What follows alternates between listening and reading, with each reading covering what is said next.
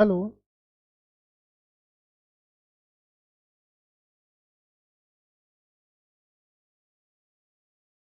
Hello everyone. मैं हूं अंकुर द्विवेदी। आपका गुरुकुल क्लासेस में बहुत बहुत स्वागत है। अगर आप हमारे ऐप पे ये वीडियो देख रहे हैं तो जीसी अंकुर ऐप पर आपका बहुत बहुत स्वागत है। आज हम लोग पढ़ेंगे अभाज्य संख्याओं के बारे में। अभाज्य संख्याओं के साथ साथ हमें यौगिक संख्याएं या फिर भाज्य संख्याओं के बारे में भी जानकारी होनी चाहिए, तो आज हम वो भी पढ़ाएंगे आपको, अभाज्य संख्या और भाज्य संख्या। अभाज्य संख्या किसे कहते हैं? अभाज्य संख्या को पहले जाने। अभाज्य संख्या को हम ऋण संख्या भी बोलते हैं और इसको इंग्लिश में प्राइम नंबर भी बोलते हैं। ठीक है। अभाज्य संख्या किनको कहते हैं? अभाज्य संख्या हम उन संख्याओं को कहते हैं जिनके केवल दो गुणनखंड होते हैं, उनको हम अभाज्य संख्या कहते हैं। या फिर वो सभी संख्याएं जिनके केवल दो ही गुणनखंड होते हैं अभाज्य संख्याएं कहलाती हैं। ठीक है। तो अब हम आते हैं, पहले तो ये जाने गुणनखंड आखिर होता क्या है। जैसे मान लेते हैं एक के गुणनखंड करने हैं, तो मतलब हमें वो संख्याएं बतानी है जो एक को पूर्णतः विभाजित कर दें। तो एक को पूर्णतः विभाजित करने वाली संख्या है एक। उसी तरह दो को विभाजित करने वाली संख्या एक और दो। तीन को विभाजित करने वाली संख्याएं एक और तीन। चार को विभाजित करने वाली संख्या एक, दो और चार। मतलब चार में एक का पहाड़ा चला जाता है, दो का चला जाता है और चार का तो चार में जाएगा ही जाएगा, चार का नाम चार होता है। उसी तरह पाँच को विभाजित करने वाली संख्याएं एक और पाँच। छः को विभाजित करने वाली संख्याएं एक, दो, तीन और छः। सात को विभाजित करने वाली संख्या एक और सात। आठ को विभाजित करने वाली संख्या एक, दो, चार और आठ। नौ को विभाजित करने वाली संख्या एक, तीन और नौ। दस को विभाजित करने वाली संख्या एक, दो, पाँच और 10।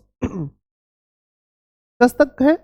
हमें या बच्चों को एक से लेकर 100 तक के गुणनखंड आने चाहिए। इस तरह से जब ये लगाए जाते हैं तो इनको गुणनखंड कहते हैं। ठीक है।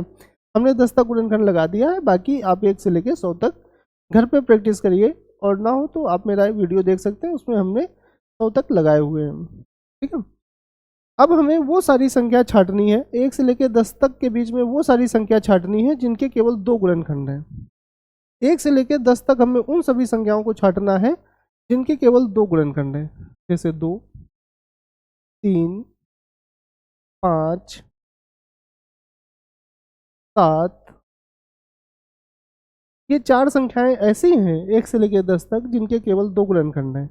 अब आप कहेंगे कि कुछ और भी संख्याएं दिखाई दे रही हैं जिनके दो से ज़्यादा गुणनखंड हैं। हाँ बिल्कुल, उनको भी हम अलग छांट लेते हैं। देखिए, चार, छः, आठ, नौ और 10। ये आपको ऐसी संख्या दिखाई दे रही हैं जिनके, तुमने पीली लाइन से खींच दिया है, जिनके तीन या तीन से अधिक गुणनखंड हैं। बाकी नीले वाले से केवल दो गुणनखंड वाली संख्याएं हैं। जो केवल दो गुणनखंड वाली संख्याएं हैं, जो केवल दो गुणनखंड वाली संख्याएं हैं, वो सारी संख्याएं अभाज्य संख्याएं हैं जिनको हम पी से डोनेट करेंगे। ये पी है प्राइम नंबर, ये प्राइम नंबर और ये प्राइम नंबर। ओके। तो ये सारी पी संख्याएं या प्राइम नंबर हैं जिनके केवल दो गुणनखंड हैं। बात क्लियर? इसके बाद आते हैं हम उन संख्याओं पे जिनको हमने येलो से वो कर दिया है, घेर दिया है। वो सभी संख्याएं होंगी यौगिक संख्याएं या भाज्य संख्याएं। ये कौन सी संख्या होंगी? भाज्य। भाज्य, भाज्य। भाज्य को हम यौगिक संख्या भी बोलते हैं। क्या बोलते हैं? यौगिक संख्या। इंग्लिश में इसको क्या बोलेंगे?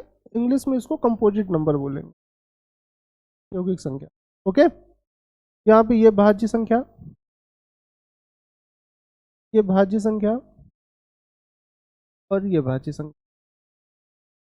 अच्छा, अब आप दिमाग लगा के एक क्वेश्चन का जवाब दीजिए, कमेंट बॉक्स पे इसका उत्तर दीजिए। ऐसी अभाज्य संख्या बताइए जो सम भी हो। ऐसी अभाज्य संख्या बताइए जो सम भी हो। तो उसका आंसर हो जाएगा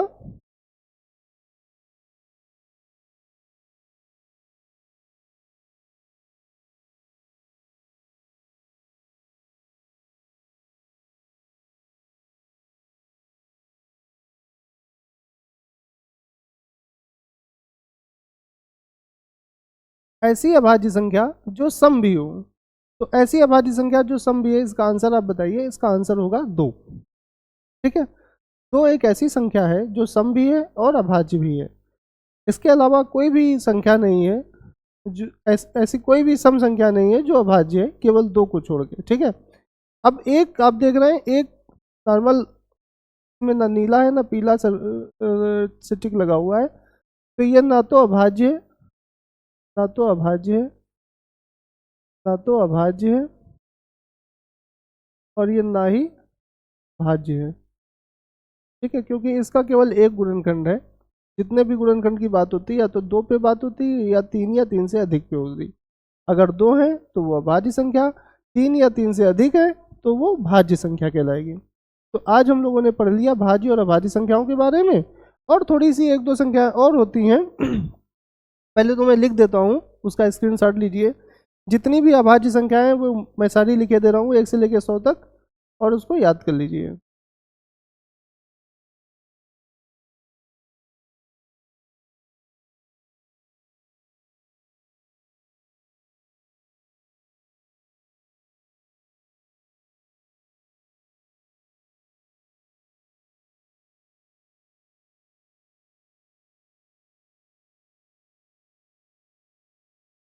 पैंतीस, 43, 43, 47, 53, 60, 61, 67, 71, 73, 79, 83, 89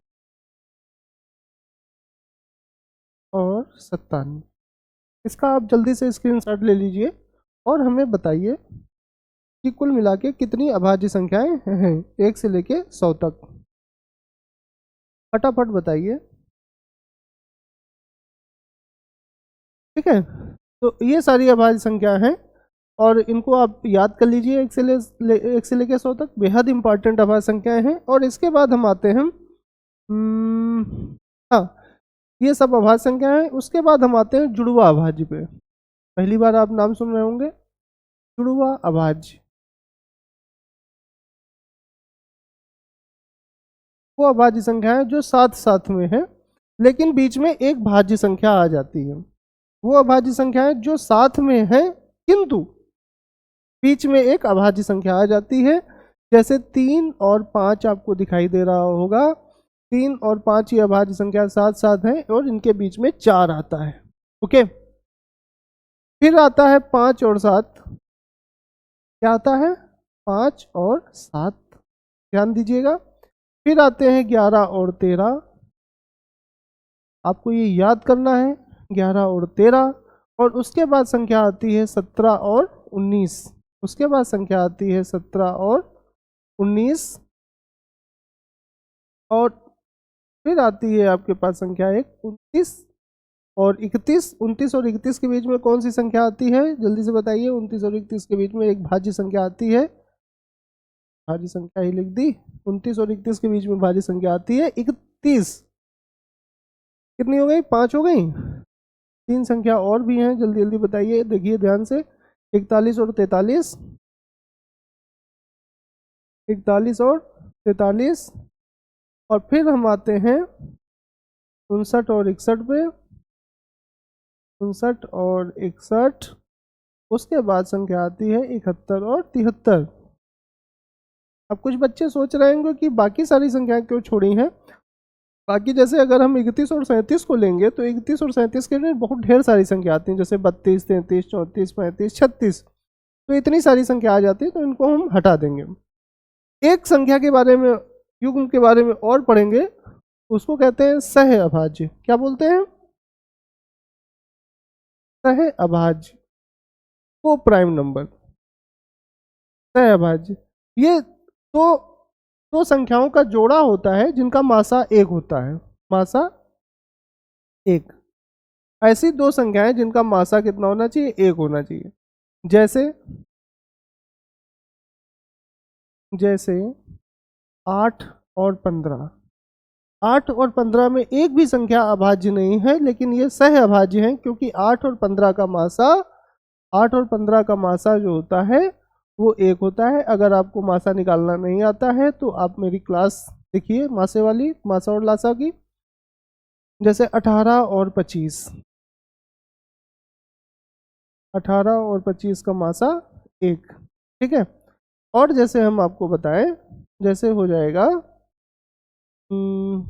4 और 9, 4 और 9 का मासा 1। तो ये सभी संख्याएं सहअभाज्य होंगी जिनका मासा 1 होता है। ऐसे युग्म जिनका मासा 1 होता हो तो वो सारी संख्याएं सहअभाज्य कहलाती हैं। तो हम लोगों ने को प्राइम नंबर पढ़ा, हम लोगों ने जुड़वा भाज्य संख्याएं पढ़ी, हम लोगों ने भाज्य संख्याएं पढ़ी। भाज्य संख्या को यौगिक संख्या कहते हैं, इंग्लिश में कंपोजिट नंबर कहते हैं। और प्राइम नंबर पढ़े जिसको हिंदी में अभाज्य संख्या कहते हैं, एक अन्य नाम है रूढ़ संख्या। इतनी सारी पढ़ ली है। वीडियो पसंद आया तो लाइक, शेयर और सब्सक्राइब करें और धन्यवाद।